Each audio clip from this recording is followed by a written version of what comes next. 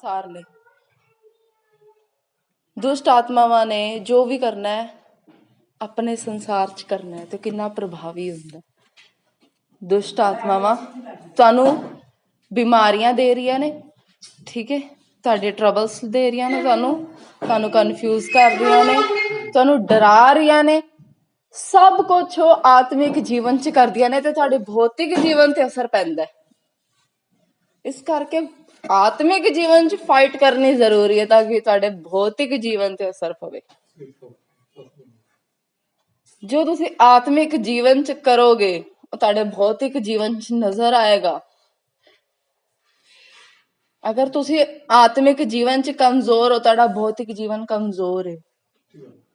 ਅਗਰ ਤੁਸੀਂ ਆਤਮਿਕ ਜੀਵਨ 'ਚ ਕਹਿਣਾ ਸ਼ੁਰੂ ਕਰ ਦੋ ਕਿ ਪ੍ਰਭੂ ਮੈਨੂੰ ਪਤਾ ਹੈ ਮੈਂ ਇੰਨਾ ਸਮਰਥੀ ਹਾਂ, ਤੁਹਾਨੂੰ ਦਿਖਤੇ ਨਹੀਂ ਰਿਹਾ, ਤੁਸੀਂ ਤਾਂ ਮੰਜੀ ਤੇ ਪਏ ਹੋਏ ਹੋ ਫॉर एग्जांपल, ਤੇ ਤੁਸੀਂ ਕਹਿ ਰਹੇ ਹੋ ਪਿਤਾ ਮੈਂ ਇੰਨਾ ਸਮਰਥੀ ਹਾਂ ਕਿ ਤੁਸੀਂ ਮੈਨੂੰ ਚੁਣਿਆ ਆਪਣੇ ਪ੍ਰਚਾਰ ਵਾਸਤੇ, ਆਪਣੇ ਕੰਮ ਵਾਸਤੇ, ਹਰ ਇੱਕ ਨੂੰ ਚੁਣਿਆ, ਮੈਂ ਇਕੱਲੀ ਨਹੀਂ ਹਾਂ, ਹਰ ਇੱਕ ਨੂੰ ਚੁਣਿਆ।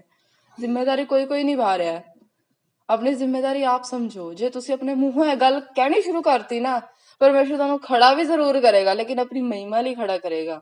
ਪਰਮੇਸ਼ਰ ਕਹਿੰਦੇ ਤੁਸੀਂ ਮੰਗਦੇ ਹੋ ਪਰ ਪਾਉਂਦੇ ਨਹੀਂ ਹੋ, ਕਾਰਨ ਤੁਸੀਂ ਸੁਖ ਵਿਲਾਸ 'ਚ ਉਡਾਣ ਵਾਸਤੇ। ਪਰਮੇਸ਼ਰ ਤੁਹਾਨੂੰ ਪਤਾ ਕਦੋਂ ਦੇਣਾ ਸ਼ੁਰੂ ਕਰਦੇ ਨੇ, ਜਦੋਂ ਉਹਨਾਂ ਨੂੰ ਪਤਾ ਲੱਗ ਜਾਂਦਾ ਕਿ ਇਹ ਓਕੇ ਹੈ, ਹੁਣ ਲੈਣ ਦੇ ਲਾਇਕ ਹੈ। ਮੰਨ ਲਓ ਛੋਟੀ ਜਿਹੀ ਕੁੜੀ ਹੈ, ਉਹਨੂੰ ਤੁਸੀਂ ਗੈਸ ਚੁੱਲ੍ਹਾ ਲੈ ਕੇ ਦਿੰਦੇ ਹੋ ਤੇ ਕਿਆ ਉਹਨੂੰ ਅਸਲੀ ਲੈ ਕੇ ਦਿੰਦੇ ਹੋ?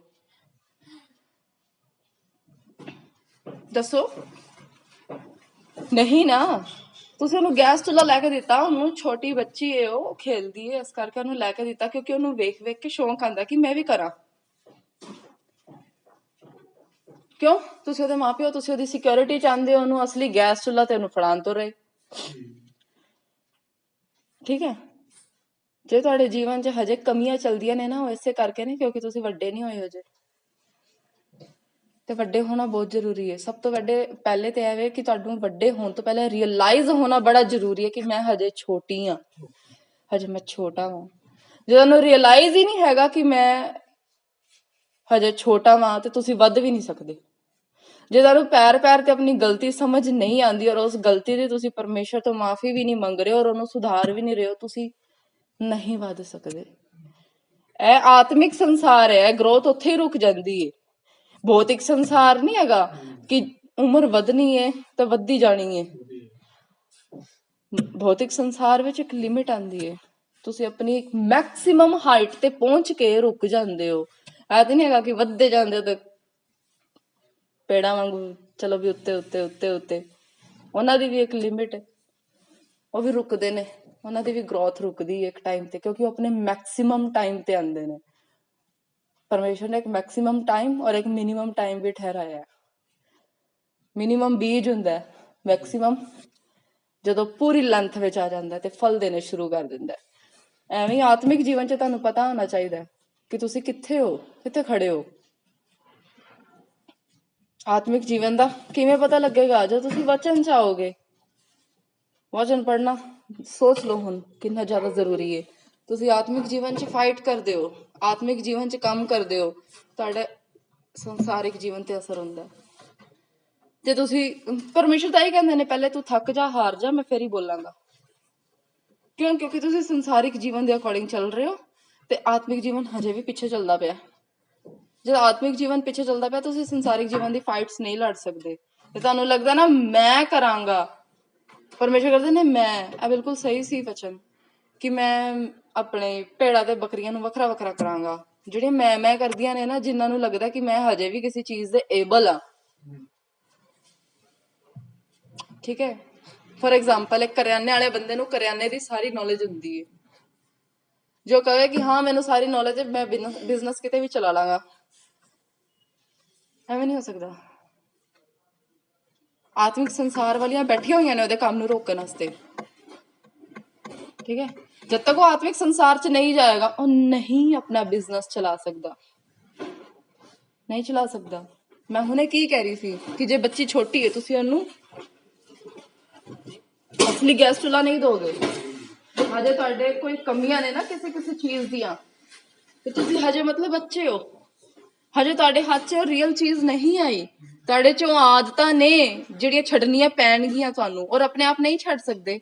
ਉਹ ਵੀ ਆਤਮਿਕ ਜੀਵਨ ਚ ਐਂਟਰ ਕਰਨਾ ਪਏਗਾ, ਛੜੀਨਗੀਆਂ। ਆਤਮਿਕ ਜੀਵਨ ਚ ਜਾ ਕੇ ਤੁਸੀਂ ਪਰਮੇਸ਼ਰ ਨੂੰ ਕਹੋਗੇ ਕਿ ਮੈਂ ਇੱਥੇ ਨਿਰਬਲ ਆ, ਹੈਲਪ ਮੀ, ਗਾਈਡ ਕਰੋ। ਔਰ ਤੁਹਾਡਾ ਅਨੁਗ੍ਰਹਿ, ਤੁਹਾਡਾ ਵਚਨ ਕਹਿੰਦਾ ਕਿ ਬਹੁਤ ਹੈ ਕਿ ਜੋ ਮੈਨੂੰ ਇਸ ਚੀਜ਼ ਚੋਂ ਕੱਢ ਸਕੇ। ਔਰ ਮੈਨੂੰ ਵਿਸ਼ਵਾਸ ਹੈ ਕਿ ਅੱਜ ਮੈਂ ਇਸ ਚੀਜ਼ ਚੋਂ ਬਾਹਰ ਆ ਚੁੱਕਿਆ ਵਾਂ। ਔਰ ਫਿਰ ਉਹਦੀ ਡੇਲੀ ਘੋਸ਼ਣਾ ਕਰੋ ਆਤਮਿਕ ਸੰਸਾਰ ਚ ਬੈਠ ਕੇ। ਕਿਉਂ ਦਰਵਾਜ਼ਾ ਬੰਦ ਕਰਕੇ ਪ੍ਰਾਰਥਨਾ ਕਰਨ ਨੂੰ ਕਿਹਾ ਪਰਮੇਸ਼ਵਰ ਨੇ? ਤਾਂ ਕਿ ਤੁਸੀਂ ਸੰਸਾਰ ਨੂੰ ਬਾਹਰ ਛੱਡੋ ਤੇ ਆਤਮਿਕ ਜੀਵਨ ਚ ਬਹਿ ਕੇ ਨਾ, ਆਤਮਿਕ ਸੰਸਾਰ ਚ ਬੈਠ ਕੇ ਪ੍ਰਾਰਥਨਾ ਕਰੋ। ਮੀਨਿੰਗ ਹੈ ਇਹਨਾਂ ਚੀਜ਼ਾਂ ਦਾ, ਇਹਨਾਂ ਵਚਨਾਂ ਦਾ ਕੁਝ ਮੀਨਿੰਗ ਹੈ। ਆਪਣੇ ਵਚਨ ਤੋਂ ਵੱਧ ਕੇ ਪਰਮੇਸ਼ਰ ਕਦੀ ਨਹੀਂ ਕਰਨਗੇ। ਚਾਹੇ ਤੁਸੀਂ ਉਹਨਾਂ ਨੂੰ ਪਿਆਰ ਨਾਲ ਪੱਪੂ ਬੁਲਾਈ ਜਾਓ, ਉਹ ਕਦੀ ਨਹੀਂ ਸੁਣਨਗੇ। ਜੋ ਹੈ ਉਹ ਹੈ। ਪਰਮੇਸ਼ਰ ਦਾ ਵਚਨ ਕਹਿੰਦਾ ਜੋ ਮੈਂ ਹੂੰ ਸੋ ਹੂੰ, ਮੈਂ ਜੋ ਹੈਗਾ ਮੈਂ ਉਹੀ ਰਹਿਣਾ। ਲਿਖਿਆ ਹੋਇਆ ਕਿ ਪਰਮੇਸ਼ਰ ਯੁਗ ਨਾ ਯੁਗ ਏਕਸਾ ਹੈ, ਉਹ ਨਹੀਂ ਬਦਲਦਾ, ਉਹਦੇ ਨਿਯਮ ਨਹੀਂ ਬਦਲਣ ਲੱਗੇ। ਉਹਨਾਂ ਦਾ ਡਿਸੀਜਨ ਸੀ ਯੀਸ਼ੂ ਦਾ ਆਣਾ ਤੇ ਯੀਸ਼ੂ ਆਏ। ਉਹਨਾਂ ਦਾ ਡਿਸੀਜਨ ਹੈ, ਉਹਨਾਂ ਤੇ ਵਿਸ਼ਵਾਸ ਕਰੋ, ਤੁਸੀਂ ਚੰਗੇ ਹੋ ਜਾਓਗੇ, ਹੋਵੋਗੇ। ਸੋਚ ਲਓ ਕਿ ਪਰਮੇਸ਼ਵਰ ਕਦੀ ਵੀ ਤੁਹਾਡੀ ਬੁਰਾਈ ਨਹੀਂ ਚਾਹੁੰਦੇ। ਤੁਸੀਂ ਜਿਵੇਂ ਜਿਵੇਂ ਵੱਡੇ ਹੋਵੋਗੇ ਪਰਮੇਸ਼ਰ ਤੁਹਾਨੂੰ ਅੱਛੀਆਂ ਚੀਜ਼ਾਂ ਦੇਣਗੇ, ਫਿਰ ਉਸ ਤੋਂ ਬੈਸਟ ਦੇਣਗੇ। ਸਸਤਾ ਚੁੱਲ੍ਹਾ ਆਏਗਾ ਤੁਹਾਡੇ ਕੋਲ, ਫਿਰ ਮਹਿੰਗਾ ਵੀ ਚੁੱਲ੍ਹਾ ਆਏਗਾ। ਲੇਕਿਨ ਜੋ ਚੁੱਲ੍ਹਾ ਦੇਣਗੇ ਤੇ ਨਾਲ ਜ਼ਿੰਮੇਵਾਰੀ ਵੀ ਦੇਣਗੇ। ਚਲ ਰੋਟੀ ਬਣਾ, ਸਬਜ਼ੀ ਬਣਾ, ਸਭ ਕੁਛ ਆਣਾ ਚਾਹੀਦਾ ਹੈ। ਜ਼ਿੰਮੇਵਾਰੀ ਨਾਲ ਆਏਗੀ ਜੇ ਤੁਸੀਂ ਪਰਮੇਸ਼ਰ ਤੋਂ ਕੁਛ ਮੰਗ ਰਹੇ ਹੋ। ਈਵਨ ਕਿ ਤੁਸੀਂ ਗੱਡੀ ਵੀ ਮੰਗੀਏ ਨਾ ਪਰਮੇਸ਼ਰ ਤੋਂ, ਉਹ ਐਵੇਂ ਨਹੀਂ ਆਈ ਤੁਹਾਡੇ ਕੋਲ, ਉਹ ਜ਼ਿੰਮੇਵਾਰੀ ਨਾਲ ਆਈਏ। ਜੇ ਤੁਸੀਂ ਆਪਣੇ ਕੋਲੋਂ ਸਟੱਡੀ ਮੰਗ ਰਹੇ ਹੋ ਨਾ ਪਰਮੇਸ਼ਰ ਤੋਂ, ਉਹ ਐਵੇਂ ਨਹੀਂ ਮਿਲੇਗੀ। ਉਹ ਸਟੱਡੀ ਦੇ ਨਾਲ ਪਰਮੇਸ਼ਰ ਨੇ ਆਪਣੀ ਮਹਿਮਾ ਲੈਣੀ ਹੈ ਤਾਂ ਮਿਲੇਗੀ। ਜੇ ਤੁਸੀਂ ਤੇ ਆਪਣੇ ਮੂੰਹੋਂ ਕਹਿ ਦੋਗੇ ਕਿ ਪਰਮੇਸ਼ਰ ਮੈਂ ਸਟੱਡੀ ਨਾਲ ਤੇਰੀ ਮਹਿਮਾ ਕਰਾਂਗਾ, ਫਿਰ ਤਾਂ ਤੁਸੀਂ ਸਹੀ ਟਰੈਕ ਤੇ ਹੋ। ਜੇ ਤੁਸੀਂ ਕਹਿ ਰਹੇ ਹੋ ਕਿ ਪਰਮੇਸ਼ਰ ਮੈਂ ਅੱਗੇ ਵਧਾਂ ਤੇ ਮੈਂ ਕਮਾਵਾਂ ਤੇ ਆਪਣਾ ਸੁੱਖ ਵਿਲਾਸ ਚ ਰਵਾਂ, ਤੇ ਫਿਰ ਉੱਥੇ ਹੀ ਫੁੱਲ ਸਟਾਪ ਹੈ, ਉੱਥੇ ਹੀ ਫੁੱਲ ਸਟਾਪ ਹੈ। ਪਰਮੇਸ਼ਰ ਦਾ ਵਚਨ ਕਹਿੰਦਾ ਤੁਸੀਂ ਮੰਗਦੇ ਹੋ ਤੇ ਪਾਉਂਦੇ ਨਹੀਂ, ਕਿਉਂ? ਤੁਸੀਂ ਸੁੱਖ ਵਿਲਾਸ ਚ ਉਡਾ ਦਿਓ। ਪਰਮੇਸ਼ਰ ਨੂੰ ਪਤਾ ਕਿੱਥੇ ਫਿਜ਼ੂਲ ਖਰਚੀਆਂ ਹੁੰਦੀਆਂ ਨੇ। ਜਿੱਥੇ ਪਰਮੇਸ਼ਰ ਨਹੀਂ ਚਾਹੁੰਦੇ ਨਾ ਖਰਚਾ ਹੋਵੇ, ਬੀਜ ਪਾਓ ਕਿ ਪਰਮੇਸ਼ਰ ਤੁਸੀਂ ਜੋ ਚਾਹੁੰਦੇ ਨਾ ਇਸ ਘਰ ਚ ਉਹੀ ਆਵੇ, ਕਿ ਇੱਥੇ ਫਿਜ਼ੂਲ ਖਰਚੀ ਕੋਈ ਨਾ ਹੋਵੇ। ਜਦੋਂ ਫਿਜ਼ੂਲ ਖਰਚੀਆਂ ਹੁੰਦੀਆਂ ਨੇ ਨਾ, ਉਹ ਇਸ ਕਰਕੇ ਹੀ ਹੁੰਦੀਆਂ ਨੇ ਕਿਉਂਕਿ ਪਰਮੇਸ਼ਰ ਦੇ ਵਿੱਚ ਹਜੇ ਤੁਸੀਂ ਆਤਮਿਕ ਸੰਸਾਰ ਚ ਹਜੇ ਤੁਸੀਂ ਗਰੋਥ ਨਹੀਂ ਕਰ ਰਹੇ ਹੋ। ਕਿਉਂਕਿ ਪਰਮੇਸ਼ਰ ਦਾ ਵਚਨ ਕਹਿੰਦਾ ਕਿ ਮੈਂ ਤੁਹਾਡੀ ਫਿਜ਼ੂਲ ਖਰਚੀਆਂ ਨੂੰ ਝਿੜਕਾਂਗਾ। ਲਿਖਿਆ ਹੋਇਆ ਫਿਜ਼ੂਲ ਖਰਚੀ ਕਰਾਉਣ ਵਾਲਾ ਵੀ ਦੁਸ਼ਟ ਆਤਮਾ ਹੈ। ਸੋਚ ਲਓ, ਜਿਹੜਾ ਸਮਝ ਨਹੀਂ ਆਉਣ ਦਿੰਦਾ ਕਿ ਅਸੀਂ ਕੀ ਖਰੀਦੀਏ ਤੇ ਕੀ ਨਾ ਖਰੀਦੀਏ।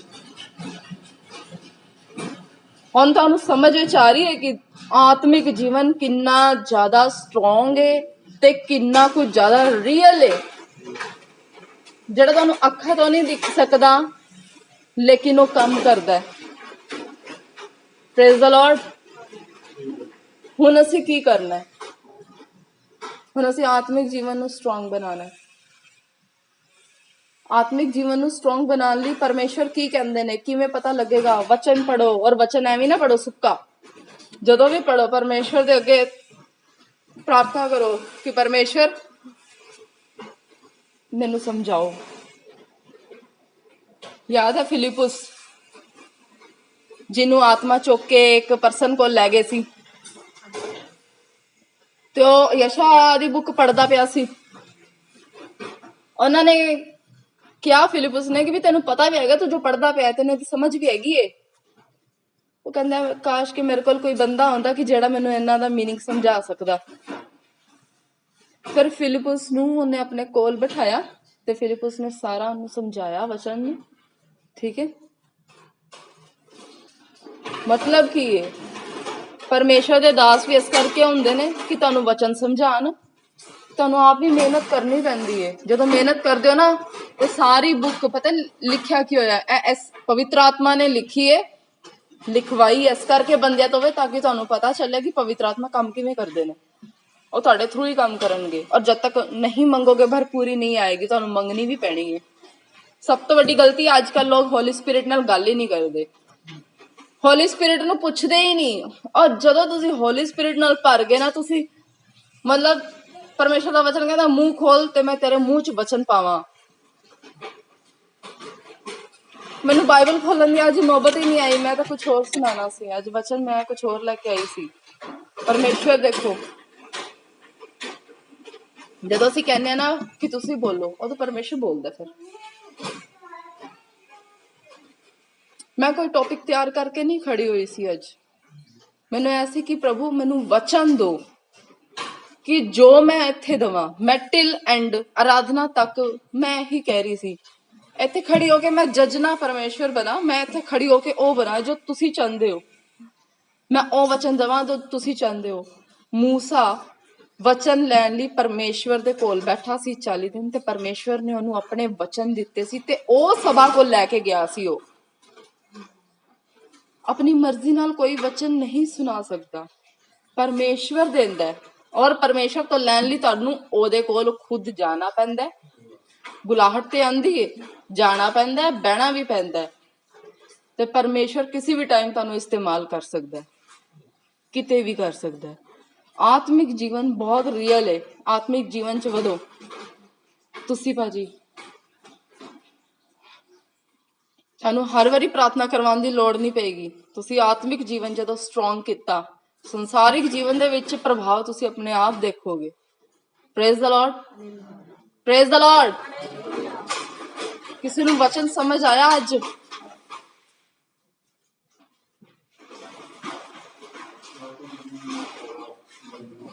ਆਤਮਿਕ ਜੀਵਨ ਨੂੰ ਮਜ਼ਬੂਤ ਕਰੋ ਔਰ ਵਚਨ ਦੀ ਪ੍ਰੋਸੈਸ ਨੂੰ ਚਾਲੂ ਰੱਖੋ, ਉਹਨੂੰ ਸ਼ੁਰੂ ਕਰੋ।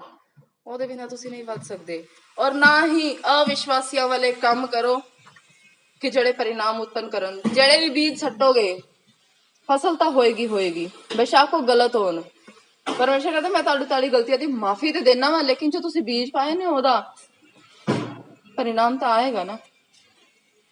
ਫਿਰ ਉਹਦੇ ਚੋਂ ਨਿਕਲਣ ਲਈ ਤੁਸੀਂ ਪਰਮੇਸ਼ਰ ਤੋਂ ਰਸਤੇ ਮੰਗਦੇ ਹੋ, ਪਰਮੇਸ਼ਰ ਰਸਤਾ ਵੀ ਦੇਗਾ। ਲੇਕਿਨ ਅਗਰ ਚੇਤਾਵਨੀ ਵੀ ਆਂਦੀ ਹੈ ਕਿ ਅੱਗੋਂ ਨਾ ਕਰੀ, ਔਰ ਵਚਨ ਕਹਿੰਦਾ ਹੈ ਜਿਸਕੇ ਕਾਨ ਹੋ ਉਹ ਸੁਣ ਲੈ। ਕਿਹੜੇ ਕੰਨ? ਆਤਮਿਕ ਕੰਨ। Praise the Lord. ਚਲੋ ਪ੍ਰਾਰਥਨਾ ਕਰੀਏ ਕਿ ਵਚਨ ਸਾਡੇ ਅੰਦਰ ਜੋ ਹੈ अच्छी तरह सानू सामर्थ दे के देते चलिए। धन्यवाद परमेश्वर आज के दिन के लिए, इस समय के लिए, इस वचन के लिए। धन्यवाद पिता, मैं आज जो भी सुनिया सब पिता परमेश्वर तुहाडी ओर तो मेरे जीवन नू सफल बनाने लिए आया। थैंक यू परमेश्वर।